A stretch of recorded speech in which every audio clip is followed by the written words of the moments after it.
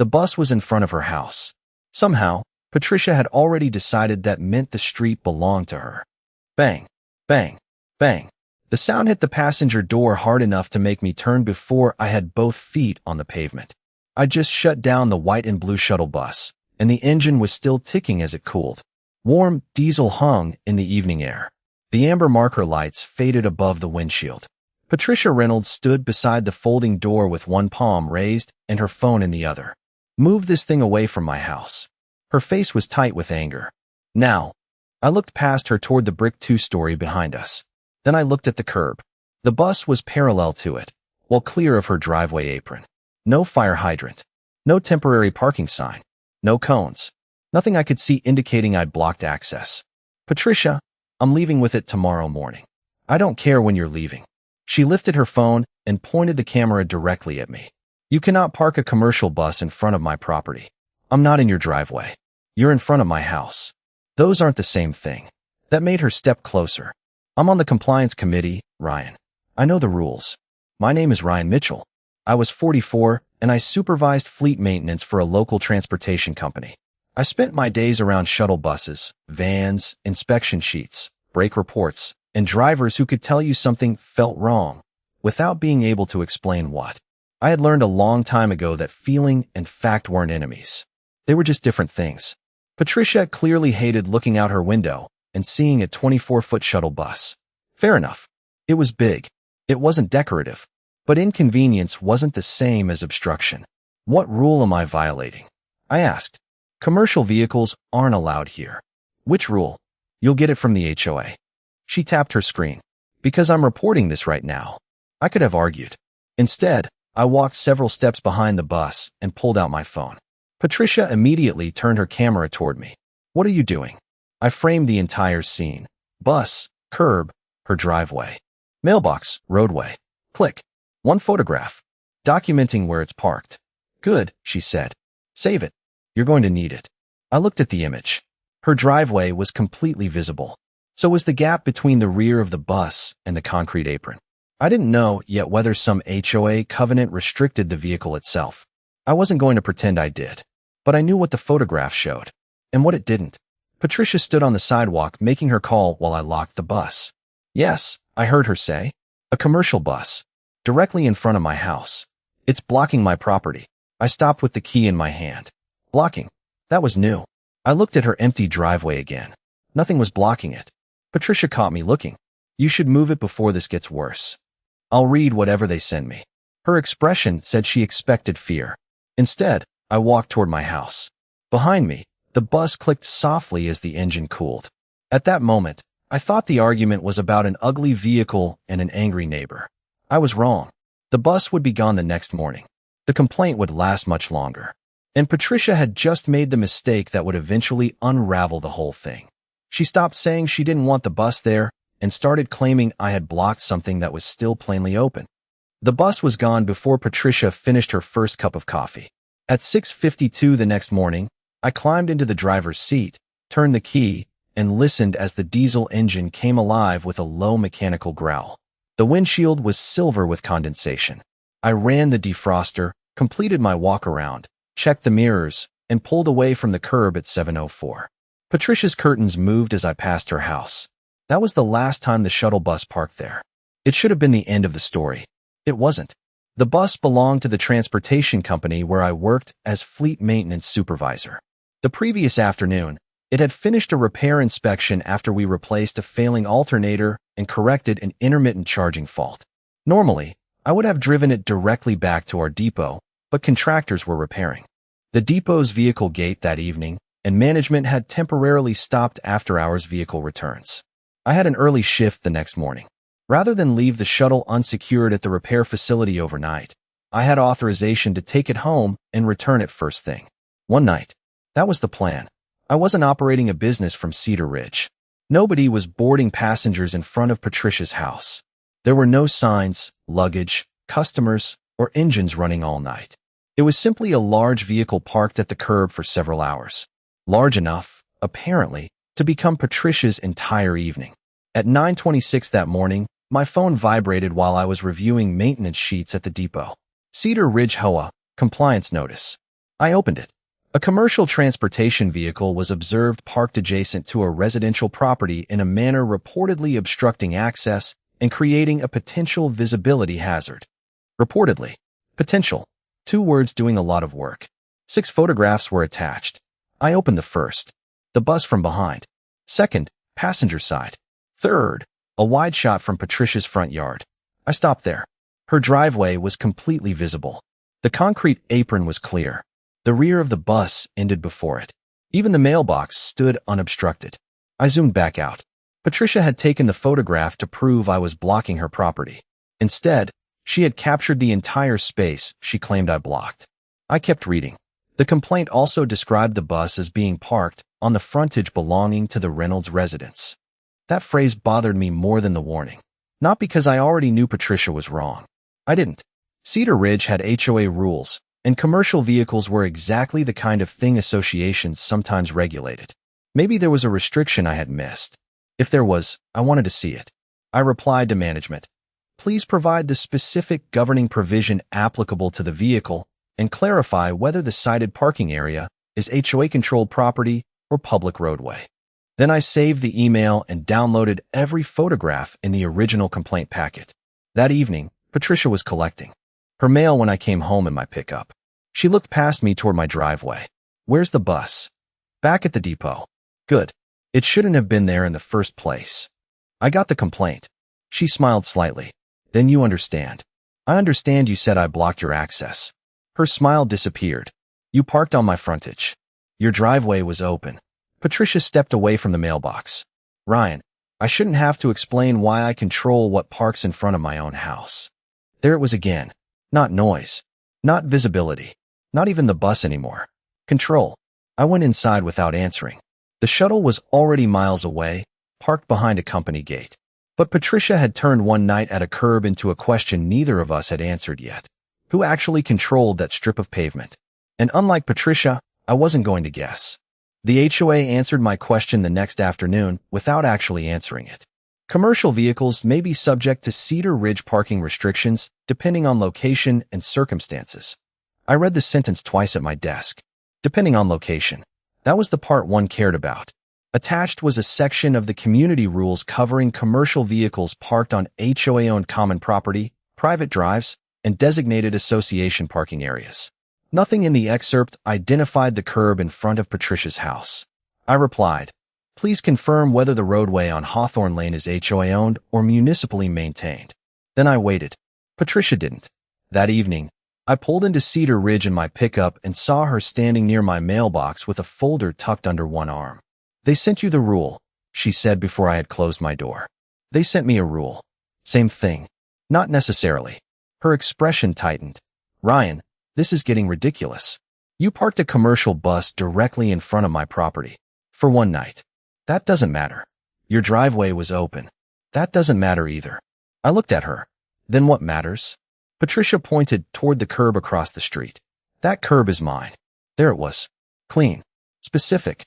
No more visibility hazard. No more blocked access. "Your curb?" I asked. "It fronts my property. Nobody has the right to park there without my permission. Is that written somewhere?" She gave me the same look people gave mechanics when they thought a louder voice could replace a diagnostic test. "Everyone knows that." I nodded. "Okay. Stop saying okay like you don't understand. I understand exactly what you're claiming." I went inside and opened my laptop. I wasn't trying to prove Patricia wrong anymore. I was trying to find out whether she was right. There was a difference.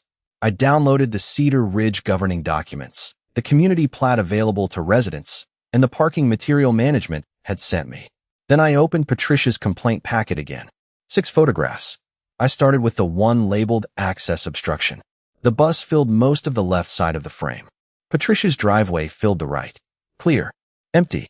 Fully connected to the street. I zoomed toward the rear bumper of the bus. It ended before the driveway apron began. I zoomed back out. Mailbox accessible. No hydrant visible. No temporary restriction sign. I wrote one note beneath the image. Photo does not show claimed obstruction. Not bus was legal. I didn't know that yet. Not Patricia lied. A photograph could fail to prove something without proving the opposite. That distinction mattered. Next, I opened the community map. Thick boundary lines marked association parcels and common areas, but the roadway required more context than the simplified drawing provided. I needed something clearer. At 8:43 p.m., management finally replied. Hawthorne Lane is not listed among the association's privately maintained roadways. We are confirming jurisdiction before taking further enforcement action. I leaned back. Not a victory. Not yet. But suddenly the wording of Patricia's complaint looked different. She had called it her frontage. Then her curb. The HOA notice had treated the location like association-controlled parking without confirming that assumption first. I placed 3 documents side by side on the table. Patricia's photograph, the HOA parking provision, and the community map. What happened? What was prohibited? Who controlled the pavement? 3 separate questions. Patricia had bundled them into one angry sentence. I was going to separate them again. And somewhere inside those 3 answers was the difference between a bus being in front of her house and a bus being on something she actually owned. The photograph Patricia labeled access obstruction was becoming my favorite piece of evidence, mostly because it showed an access point that wasn't obstructed. I had it open on my laptop Tuesday evening when another email from Cedar Ridge Management arrived. We are continuing to review the parking complaint pending confirmation of roadway jurisdiction. That was different from the first notice. Less certainty, more caution. I saved it beside everything else. 10 minutes later, my doorbell rang. Patricia stood on the porch holding her phone and a printed copy of the HOA notice. Are you seriously fighting this? She asked. I asked what rule applies. You know what you did. I parked a bus overnight. In front of my house. Yes. On my curb. I looked past her toward Hawthorne Lane. That's the part I'm checking. Patricia gave a sharp laugh. Checking? Ryan, homeowners control the frontage in front of their properties. That's common sense. Maybe. I'd rather see it in writing. You always do this. Do what? Turn everything into paperwork. I almost smiled. She wasn't entirely wrong. Fleet maintenance had trained that into me. If a driver reported a brake vibration, I didn't replace parts because the description sounded confident. I inspected the system. If a warning light appeared, I pulled the fault history. Confidence wasn't diagnosis. Your own photograph shows the driveway open, I said. Patricia's expression changed. That isn't the point. Your complaint says I blocked access. The bus was right beside it. Beside isn't blocking. It created a hazard. Maybe, but that's a different claim. She stared at me for a second, then raised her phone slightly. You're trying to twist my words. No, I'm separating them. She left angry. I went back inside and reopened the complaint packet. Blocking access. Visibility hazard. Commercial vehicle violation. Her frontage. Her curb. Every time one argument weakened, another appeared. So I stopped treating the complaint like one accusation and made a simple list. What happened? The bus was parked parallel to the curb overnight. What does the photo show? The driveway remained open.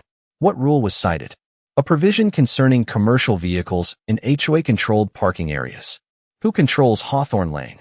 Still being confirmed. The last question mattered most. The next morning, management sent me a clearer community map. I printed it at work on 11 by 17 paper and spread it across the break room table during lunch. Association common areas were shaded. Privately maintained lanes were marked separately. Hawthorne Lane ran through the neighborhood without either designation. I traced it with my finger until I reached Patricia's lot. House. Property line. Sidewalk. Roadway. The curb she kept calling hers sat outside the residential parcel shown on the map. I didn't celebrate. A map alone didn't tell me every parking restriction that might apply. A public or municipal street could still have ordinances, vehicle size limits, overnight restrictions, or other rules. I needed the actual authority confirmed. But one thing was becoming difficult to defend: Patricia's claim of personal ownership. That afternoon, I emailed management one question. Please confirm whether the curb and roadway shown outside the Reynolds parcel are within HOA-controlled property.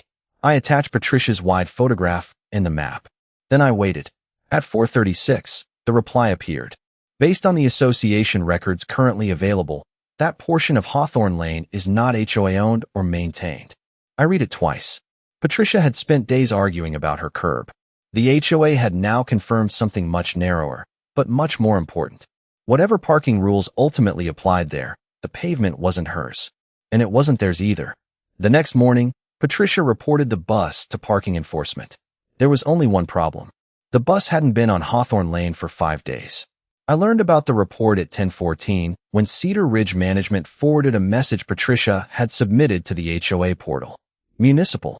Parking enforcement has been contacted regarding the commercial vehicle that obstructed access to my residence. I read it twice. Obstructed. Again. I called management, not Patricia. Did she report a current violation or the night the bus was there?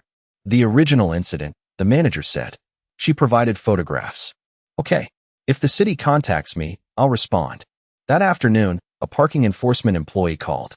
He was calm, almost bored. He asked for the vehicle information, the approximate location, and how long it had been parked there. I answered every question. One night. Arrived in the evening. Gone shortly after 7 the next morning. Was any driveway blocked? He asked. Not from where I parked. Any posted restriction? None that I saw.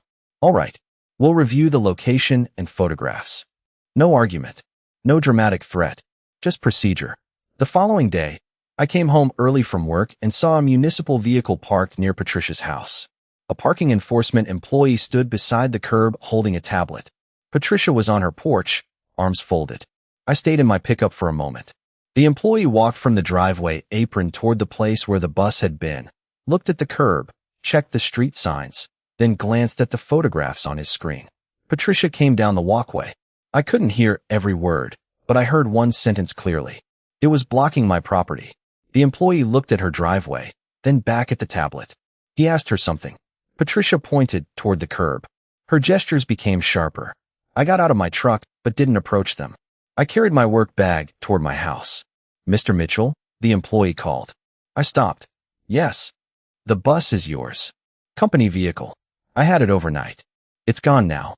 It left the next morning. He nodded. I'm documenting the complaint. I don't see an active obstruction here, obviously, and the photographs don't appear to show the driveway blocked. Patricia immediately said, but it was parked directly in front of my house. The employee looked at her.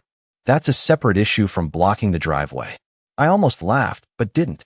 I had said almost the exact same thing days earlier. Will he be cited? Patricia asked. I can't issue an obstruction citation based on what I'm seeing here. He tapped his tablet. Any other parking restriction would depend on the applicable municipal code and vehicle circumstances. Careful language. No declaration that I could park a bus there forever. No claim that every commercial vehicle was automatically allowed. Just one fact. Her photographs did not show the obstruction she kept describing. The employee left a few minutes later. Patricia remained beside the curb.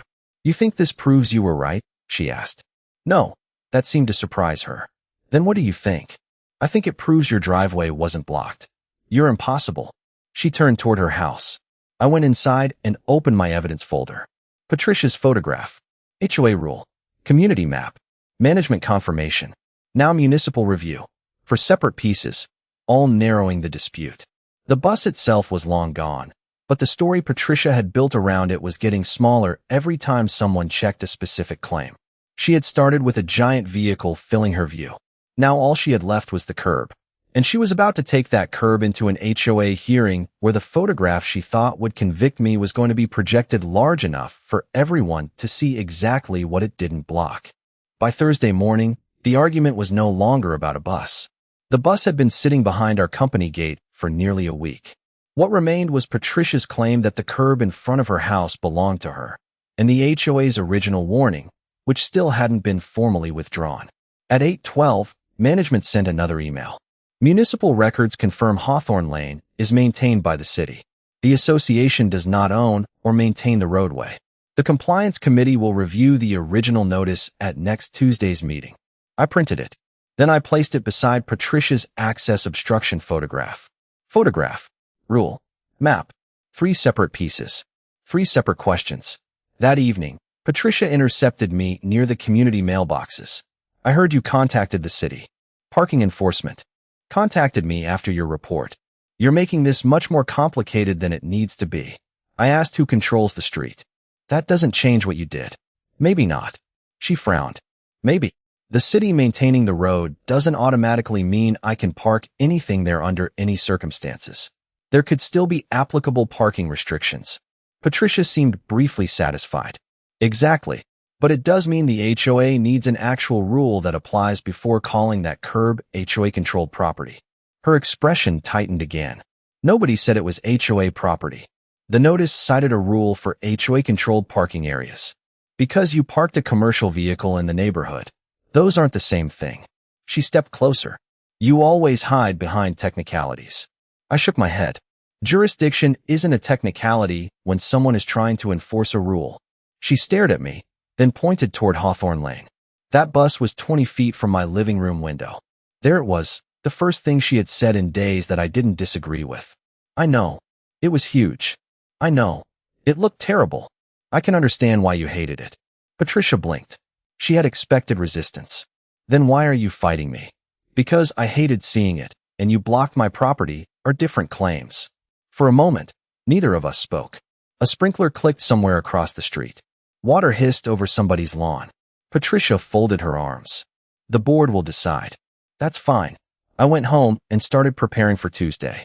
I didn't build a dramatic presentation. No giant red arrows. No accusations that Patricia had lied. I made 3 pages. Page 1, her wide photograph.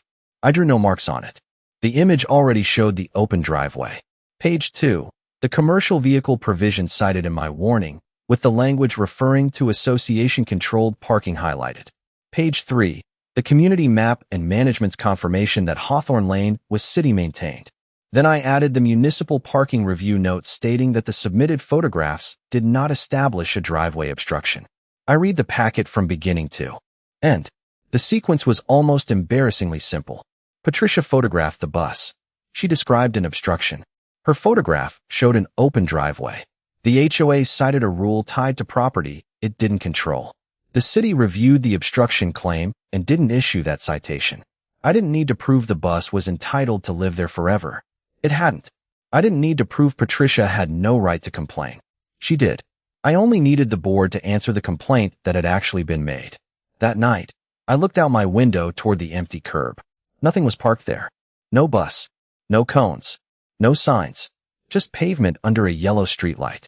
Patricia had treated that strip of asphalt like an extension of her front yard. On Tuesday, I wasn't going to ask the HOA to give it to me instead. I was going to ask them something much simpler.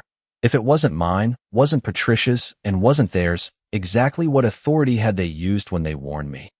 Tuesday evening, Patricia walked into the Cedar Ridge clubhouse carrying an enlarged photograph of my bus like she was bringing evidence into court.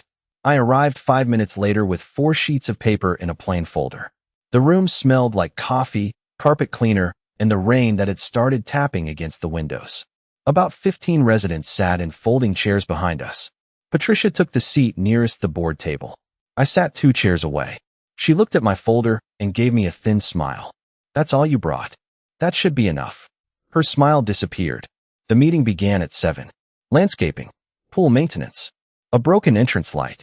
Then Thomas Grant, the board president, adjusted his glasses. Next is the commercial vehicle complaint involving Hawthorne Lane. Patricia stood immediately. She described the shuttle as enormous, inappropriate, dangerous, and disruptive to the appearance of the neighborhood.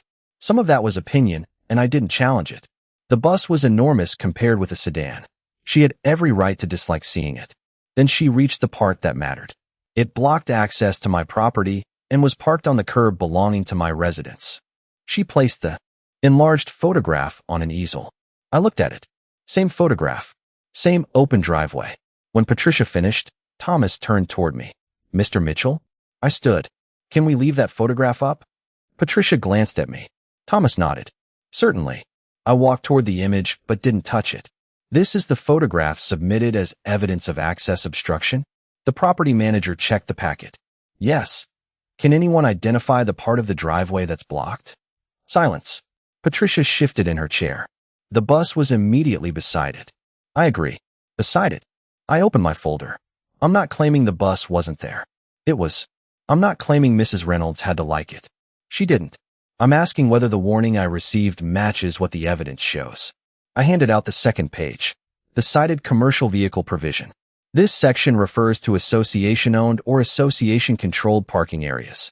Thomas read it. Susan Parker, another board member, leaned toward the property manager.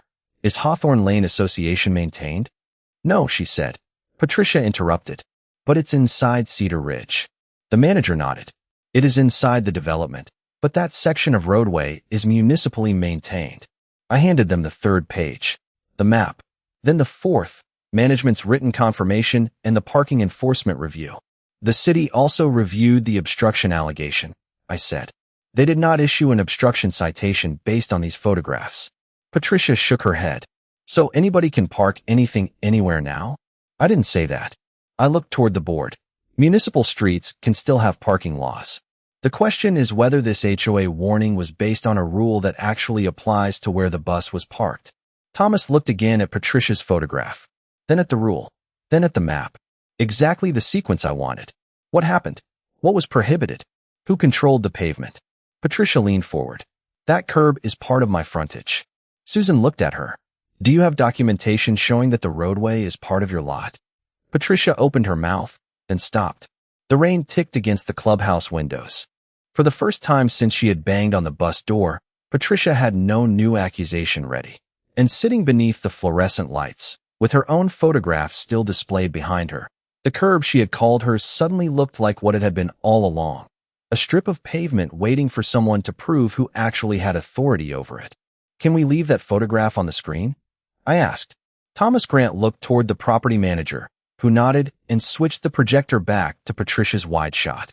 The image filled the clubhouse wall behind us, my white and blue shuttle bus along the curb, Patricia's brick house beyond it, and her driveway sitting completely open on the right side of the frame. Patricia shifted in her chair. We've already looked at that. I know, I said. That's why I want to keep looking at it. The rain had grown heavier outside, drumming softly against the windows. I walked no closer to the screen than necessary. The complaint says the bus blocked access to the Reynolds property. Where? Thomas studied the photograph. Susan Parker leaned forward. Patricia answered first. It was dangerously close to the driveway. That may be a concern, I said. But is the driveway blocked in this photograph? Nobody answered. I opened my folder. Second question. What rule did the original warning cite? The property manager read the section aloud. Commercial vehicles parked within association-owned or association-controlled parking areas. I placed the map beside her copy. And Hawthorne Lane? City maintained, she said. Patricia shook her head. It's still inside Cedar Ridge. Yes, Thomas said. But that doesn't make every street association property. Patricia turned toward him. Then what is the HOA supposed to do when someone parks a bus in front of a homeowner's house? Thomas paused. That depends on what governing provision applies. Exactly. I didn't need him to say more. I placed the municipal review note on the table. Parking enforcement reviewed the obstruction complaint. They didn't issue an obstruction citation based on the photographs. That doesn't mean every possible way of parking a commercial vehicle on Hawthorne Lane is permitted. It means this specific claim wasn't established. Susan looked at me. And the bus was there one night? Yes. It left shortly after 7 the next morning and hasn't returned. Patricia folded her arms. Because I reported it. I looked at her. It was always leaving that morning. The room went quiet again. That was the irony. Nobody had needed a document to prove. The fight had outlived the thing that started it. Thomas gathered the papers into a stack. The original compliance notice cited an association parking provision that does not appear applicable to this section of Hawthorne Lane. Based on management's jurisdiction confirmation and the information presented tonight, I recommend withdrawing the warning. Susan agreed. The third board member did too. No applause. No dramatic gasp. Just 3 votes and the scratch of a pen. Patricia stared at the photograph still glowing behind us. So he gets away with it? She asked. Thomas shook his head. This isn't about getting away with something. If a future vehicle violates an applicable municipal ordinance or an HOA covenant that actually governs the circumstances, that can be addressed through the proper process. Then Susan added, but residents do not have exclusive control over city-maintained curb space simply because it fronts their homes. Patricia looked toward the screen. Her house was there. Her lawn was there. Her driveway was there. And beyond the property line sat the curb she had called hers. I closed my folder. I didn't feel triumphant. Mostly, I felt relieved. Patricia had wanted the board to decide who deserved that piece of pavement. Instead, they had decided something smarter. Before enforcing a rule, first make sure the rule reaches the place you're trying to control. The bus had disappeared a week earlier. Now the warning disappeared too.